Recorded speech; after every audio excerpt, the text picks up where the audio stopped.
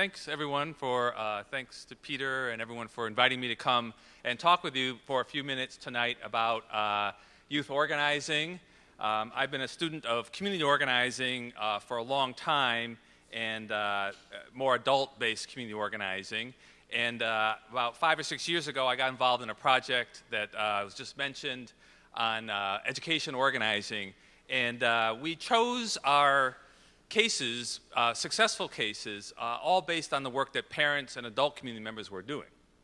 And when we got out into the field, these 6 cases, lo and behold, we found that in virtually every one, young people, that is largely teenagers, were involved in the organizing efforts to fight for equity and justice in their schools. And it turned out this was really representative of something that's much bigger that's been happening in this country over the last 15 or 20 years. One of the places we were was in Denver, working with a group called Padres y Jóvenes Unidos, which stands for Parents and Youth United. And it turned out that the youth had completely overtaken the parents, and they might have, well, just have been called Jóvenes Unidos. And so they ended up on the cover of the book that we wrote about this.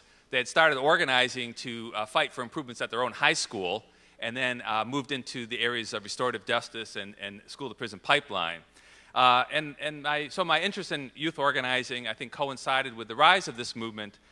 We held a conference a year ago. I'm not sure if anyone was here. Maybe Liza was at that conference. And we decided to invite young people.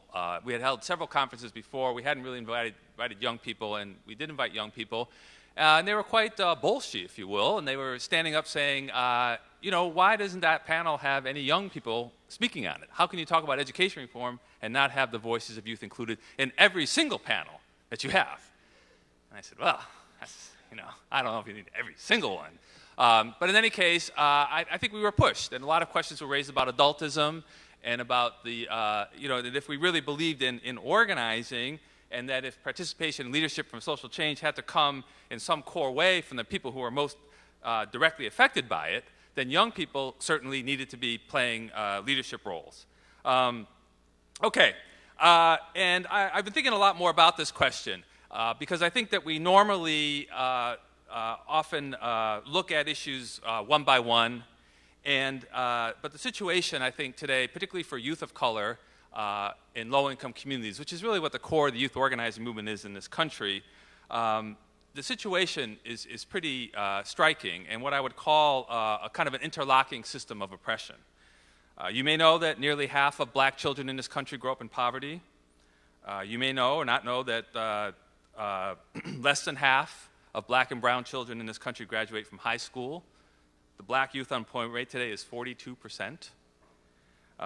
Anyone know, you're pretty knowledgeable, anyone know the lifetime chances for, if you're a black male in this country, if you do not graduate from high school, what your lifetime chances of ending up in prison in this country is? Any guesses? You want to go for 30, 60? Yeah, 67%. So if you're a black male in this country and fail to graduate from high school, which half, or more than half, actually do fail from high school, your chances of two-thirds of ending up in prison at some point in your life. We tend to work issue by issue. I've got up here the school prison pipeline, but that's only part of it. If you are stigmatized early in life, and then you are suspended at higher rates, you're more likely not to finish high school, and then you're out on the streets and you don't have a job, and so you're more likely to be picked up by the police, and you're more likely to end up with the criminal justice system. So this system of interlocking forms of oppression need to be addressed in some way, which leads me to this question of organizing and a social movement. But I think there's something also behind the way that our institutions are operating, and given that we're in the week that we're in, I think it's quite symbolic what happened to Trayvon Martin, and addressing that issue is not going to be solved solely by reforms in our criminal justice system. There's a deep-seated racialized culture, beliefs and attitudes in our country that work hand in hand with institutionalized systems, and I think we know as scholars of social movements that it takes a broad movement to challenge those kinds of culture and to transform a situation. So that leads me to think about transformational change. So the first thing I wanted to leave you with the thought about interlocking systems of oppression. That if we're really serious about addressing what's going on for young people, particularly people of color and low-income communities. We can't really just address issues. We're not going to solve the problems just by talking about technical reforms in schools. We're not going to solve our, although important, we're not going to solve our problems only by looking at what's happening in the criminal justice system, although important. We have to look at these things together. It leads me to the notions of transformational change, kind of change that can lead to the way people, changes in the way people think and act. And I've spent a long time studying organizing and talk about the outcomes of organizing at many levels. Organizing is a way for young people as individuals to move from being passive and victims of injustice to active agents of change with other people. Through building connections with other people, it builds powerful communities that are able to demand equity and justice. And through building different kinds of relationships, both challenging institutions like public education, as well as working with educators, it provides the hope for transforming institutions in new kinds of ways. And then I think more deeply, it also offers the possibility of deeper cultural change. I think that we talked a lot about how do you really change the way people think and act. And I think part of that, that's the sort of middle of this tree here, relationships and power. I think there's two pieces of that. I think that young people are organizing and need to organize to demand change and to demand their status in this society. But I also think that people change through relationship building, so that when young people are organized and have a voice like the young people in Padres y Jóvenes Unidos and go into the schools, they've actually worked with the Denver Police Department and with the Denver school system to change the entire policy of the Denver school and police. They've pulled police out of Denver schools. They're working away from harsh disciplinary procedures towards more restorative justice practices. And I think as they emerge as leaders of the school, in the school, teachers and police officers start to see them in a different kind of way. So I think it's both about power and relationship. I think where I'm at here. Let me go back.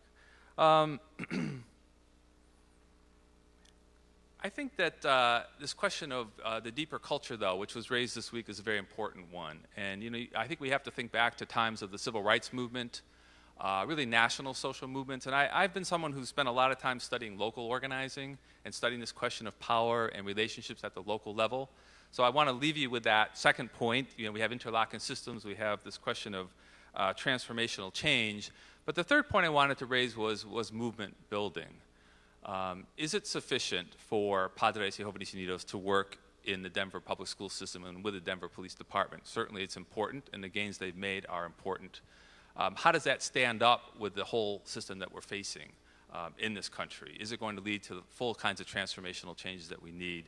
Do individual teachers and police officers fundamentally change their core beliefs about young men of color outside of a challenge to the dominant discourse and dominant culture of the whole society?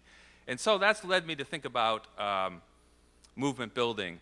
And when we think about that, youth organizing, I think, is at the center of it, but it's not the only piece that really matters. So there are a lot of people out, maybe some of you are involved with critical pedagogy or critical education. We have a lot of freedom schools in this country. We have a lot of educators and teachers who are interested in working with young people to develop critical consciousness, political consciousness. I think trying to find more and more of these groups are working together. I know in Boston we have the City School, which has done this kind of work.